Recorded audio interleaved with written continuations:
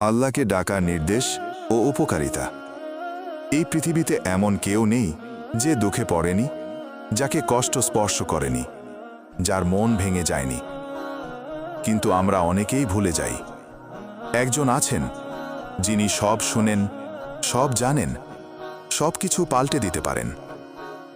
তিনি হলেন আল্লাহ রাব্বুল আলামিন। আজকের এই ভিডিওতে আমরা জানাবো আল্লাহকে ডাকতে আমাদের কেন বলা হয়েছে, আর এই ডাকার মধ্যে কি রহস্য, কি উপকারিতা লুকিয়ে আছে। চলুন শুরু করি ইনশাআল্লাহ। কোরআন সুন্নায়ে দোয়াকে অন্যতম ইবাদত হিসেবে উল্লেখ করা হয়েছে। শুধু তাই নয়, দোয়া বা আল্লাহকে ডাকার অন্যতম উপকার কি তা জানানো হয়েছে। এর মধ্যে অন্যতম হচ্ছে দুনিয়াতে যেসব বিপদ এসেছে আর যা এখনো আসেনি তা থেকে মুক্ত থাকার একমাত্র মাধ্যম আল্লাহকে ডাকা বা দোয়া করা। আল্লাহ তাআলা মানুষকে তার কাছে দোয়া তথা ক্ষমা প্রার্থনার নির্দেশ দিয়েছেন।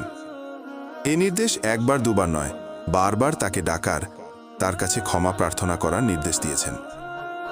আল্লাহ তাআলা কোরআনে পাকের অনেক জায়গায় তাকিদের সঙ্গে তার কাছে দোয়া করার নির্দেশ দিয়েছেন। যারা তাকে ডাকে বা প্রার্থনা করে, আল্লাহ তাদের দোয়া শুনেন এবং যথাযথ ব্যবস্থাও গ্রহণ করেন। আল্লাহ বলেন, যখন আমার বান্দাগণ তোমাকে আমার সম্পর্কে জিজ্ঞাসা করে, তখন তুমি বলো, আমি তাদের কাছেই আছি। কোনো প্রার্থনাকারী যখন আমাকে ডাকে, আমি কোনো মাধ্যম ছাড়াই তার ডাক শুনি এবং তাতে সাড়া দিই।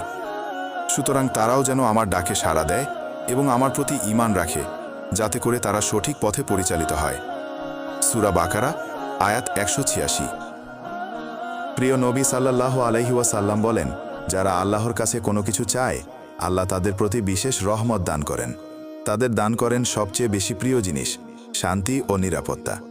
হাদিসে পাকে এসেছে, হযরত ইবনে ওমর রাদিয়াল্লাহু আনহু থেকে বলেন, তিনি বলেন, রাসূলুল্লাহ সাল্লাল্লাহু আলাইহি ওয়াসাল্লাম বলেছেন, তোমাদের মধ্যে যার জন্য দোয়ার দরজা খোলা হলো, মূলত তার জন্য রহমতের দরজা খোলা হলো। আল্লাহর কাছে যা কিছু চাওয়া হয় তার মধ্যে শান্তি ও নিরাপত্তা কামনা করা তার কাছে বেশি প্রিয়। অতঃপর রাসূলুল্লাহ সাল্লাল্লাহু আলাইহি ওয়াসাল্লাম বলেন, যে বিপদ মুসিবত এসেছে আর যা এখনো আসেনি তাতে দোয়ায় উপকার হয়। অতএব হে আল্লাহর বান্দাগণ, তোমরা দোয়াকে অপরিহার্য করে নাও। তিরমিজি।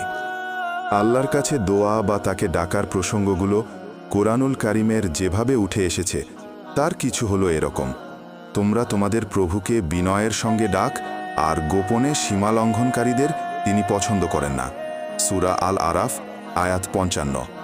সুতরাং তোমরা তার কাছে ক্ষমা চাও, অতঃপর তাঁর কাছে তওবা করো। নিশ্চয়ই আমার রব নিকটে তোমাদের ডাকে সাড়া দানকারী। সূরা হুদ আয়াত 61। নিশ্চয়ই আমার প্রভু আমাদের ডাক, দোয়া শুনে থাকেন। হে আমার প্রভু, আমাকে এবং আমার বংশধরদের মধ্য থেকে শ্রেষ্ঠ দোয়া ও তোমাকে স্মরণের অন্যতম মাধ্যম নামাজ কায়েমকারী বানাও। হে আমার প্রভু, আমার দোয়া কবুল কর। সূরা ইব্রাহিম আয়াত 39-40। সুতরাং নতুন করে কোনো কিছু পাওয়ার জন্য নয়, বরং জীবনে শান্তি ও নিরাপত্তা লাভে, অনাগত বিপদ আপদ থেকে মুক্ত থাকতে আল্লাহকে ডাকা এবং আল্লাহর বিধিবিধান পালন করা মুসলিম উম্মার জন্য জরুরি।